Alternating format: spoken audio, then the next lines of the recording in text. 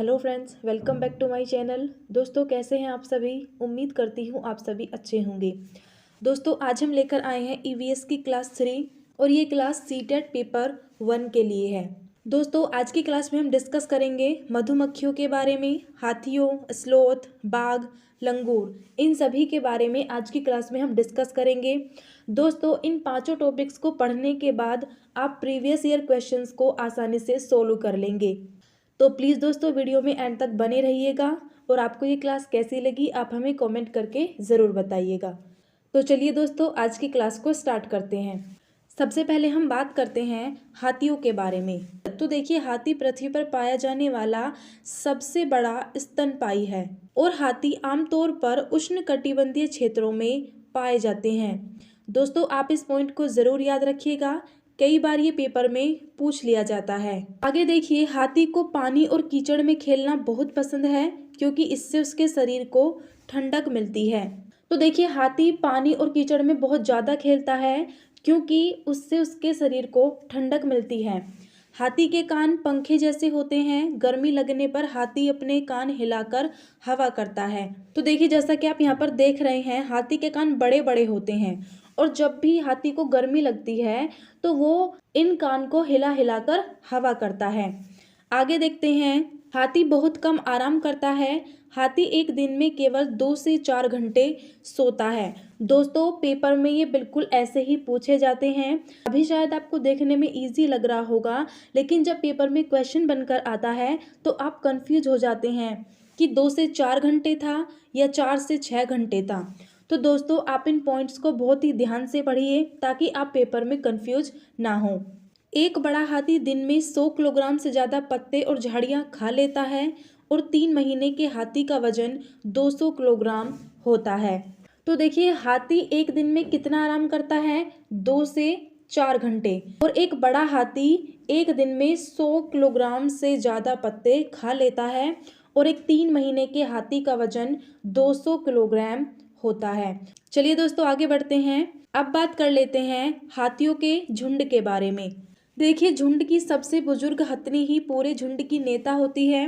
तो देखिए, हाथियों का झुंड मातृ सत्ता का पालन करता है, यानी कि सबसे बड़ी मादा हाथी झुंड की मुखिया बन जाती है।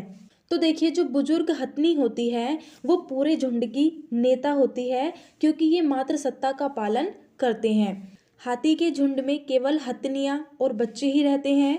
इस झुंड में 10 से 12 हथनी और बच्चे होते हैं और 14 से 15 साल तक हाथी झुंड में रहते हैं। उसके बाद वह झुंड छोड़कर चले जाते हैं। तो देखिए, एक हाथी 14 से 15 साल तक झुंड में रहता है, उसके बाद वो झुंड छोड़कर चले जाते हैं।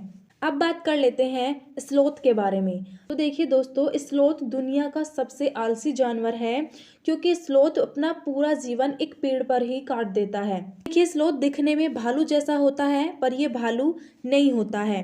तो देखिए, स्लोथ का जो शरीर होता है वो बालों वाला होता है और यह एक छोटे भालू के जैसा दिखता है, लेकिन ये भालू नहीं होता है। ये दिन में करीब 17 घंटे पेड़ों से उल्टे लटक कर आराम से सोते हैं और ये जिस पेड़ पर रहते हैं उसी पेड़ के पत्ते खाकर अपना जीवन यापन करते हैं। स्लोथ की पूरी जिंदगी 40 वर्ष होती है, उसके बाद ये मर जाते हैं और मुश्किल से 8 पेड़ों के चारों ओर घूम पाते हैं। तो देखिए, स्लोथ भालू जैसा दिखाई देता है लेकिन भालू नहीं होता है और 17 घंटे तक ये उल्टे पेड़ों पर लटक कर सोते हैं और ये जिस भी पेड़ पर रहते हैं उसी पेड़ के पत्ते खाकर अपना जीवन यापन करते हैं और जब उस पेड़ के पत्ते खत्म हो जाते हैं तो ये दूसरे पेड़ पर चले जाते हैं। इसी तरह से ये अपने जीवन में केवल 8 पेड़ों पर ही घूम पाते हैं और इनका जीवन काल जो होता है वो 40 वर्ष का होता है। आगे देखिए, स्लोथ सप्ताह में एक बार पेड़ से नीचे उतरता है। स्लोथ सप्ताह में एक बार अपने आप को राहत पहुंचाने के लिए या मल त्याग करने के लिए सप्ताह में एक बार पेड़ से नीचे उतरता है। स्लोथ अपनी गर्दन 270 डिग्री तक घुमा सकते हैं। स्लोथ की पूंछ नहीं होती है। तो देखिए, जैसा कि आप यहाँ पर देख सकते हैं, स्लोथ की पूंछ नहीं होती है। और देखिए, स्लोथ शाकाहारी होता है क्योंकि स्लोथ जिस भी पेड़ पर रहता है उसी पेड़ के पत्ते खाता है और इनकी पाचन क्रिया इतनी धीमी होती है कि अगर ये एक पत्ता खा ले तो उसको पचने में ही काफ़ी टाइम लग जाता है। तो इसलिए जो स्लोथ होता है वो एक टाइम में केवल 25 ग्राम ही खा पाता है, क्योंकि इसकी पाचन शक्ति बहुत ही धीमी होती है। देखिए, स्लोथ जो होते हैं वो अपने शरीर के तापमान को लगभग 86 डिग्री फ़ारेनहाइट से लेकर 90 डिग्री फ़ारेनहाइट तक बनाए रखते हैं और अपने शरीर के तापमान को नियंत्रित करने के लिए ये छाया के अंदर और बाहर आते जाते रहते हैं। स्लोथ दुनिया का सबसे आलसी जानवर है। तो अगर किसी को पेड़ से लकड़ी काटनी हो तो केवल 9 घंटे का टाइम ये देते हैं, वरना पूरे टाइम ये पेड़ पर ही रहते हैं। अब बात कर लेते हैं बाघ की। तो देखिए, बाघ भारत का राष्ट्रीय पशु है और भारत के साथ साथ ये बांग्लादेश, मलेशिया और दक्षिण कोरिया का भी राष्ट्रीय पशु है।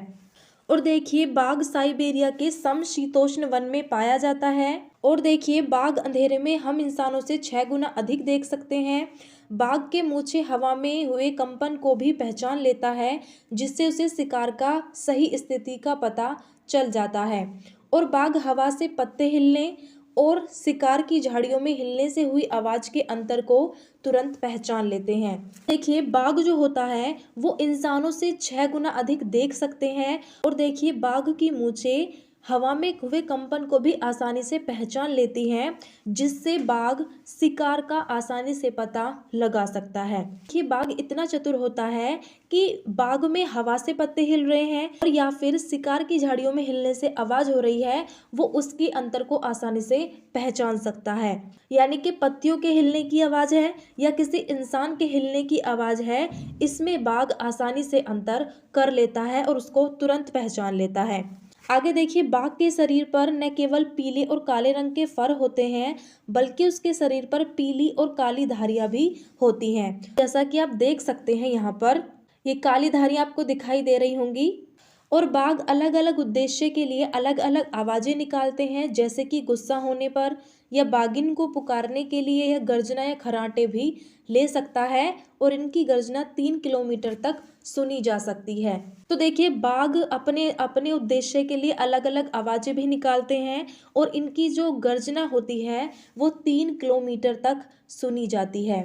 आगे देखिए, बाघ अपने क्षेत्र को अपने मूत्र से चिन्हित करते हैं और एक बाघ को मूत्र की गंध से तुरंत पता चल जाता है कि उसके क्षेत्र में कोई दूसरा बाघ आया है या नहीं आया है।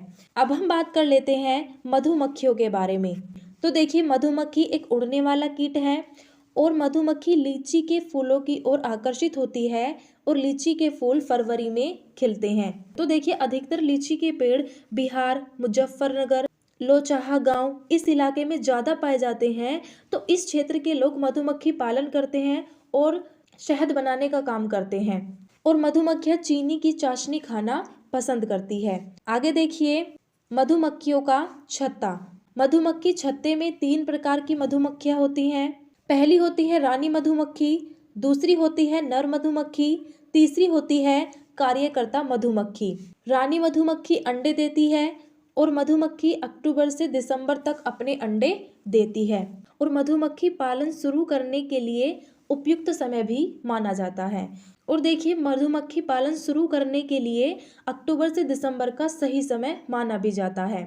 नर मधुमक्खी का कोई विशेष कार्य नहीं होता है। कार्यकर्ता मधुमक्खी दिन भर काम करती है और ये छत्ते का निर्माण करती है और मधुमक्खियों के बच्चों की देखभाल भी करती है। ये रस की तलाश में पुष्पों के चारों ओर उड़ती हैं और जब तक एक मधुमक्खी को रस के साथ पुष्प मिलते हैं तो वह एक विशेष प्रकार का नृत्य करती है, जिससे अन्य मधुमक्खियों को पता चल जाता है कि रस कहाँ है और इसी रस का शहद बनता है। आगे देखिए, मधुमक्खी सामाजिक कीट है। मधुमक्खी पालन का उद्देश्य मोम, शहद, शाही जेल जैसे उत्पाद हैं। तो देखिए, मधुमक्खी एक छत्ते में रहती है, तो इसलिए क्या है, ये एक सामाजिक कीट है।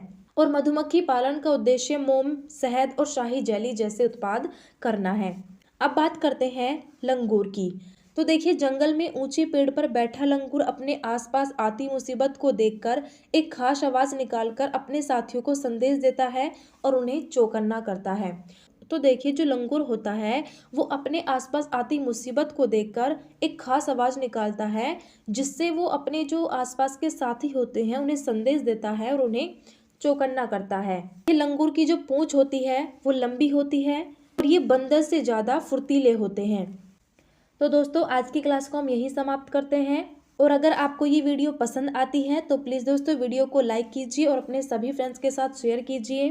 और अगर आप सीटेट की बिल्कुल फ्री में प्रिपरेशन करना चाहते हैं तो आप हमारे चैनल को सब्सक्राइब कर सकते हैं। और अगर आपको इन सभी क्लासेस के PDF चाहिए तो आप हमारे टेलीग्राम चैनल से ज़रूर जुड़िएगा। वहाँ पर आपको सभी क्लासेस के PDF बिल्कुल फ्री में दिए जाते हैं। दोस्तों आज की क्लास को यहीं समाप्त करते हैं और बहुत जल्द एक नए टॉपिक के साथ अगली क्लास में मिलते हैं।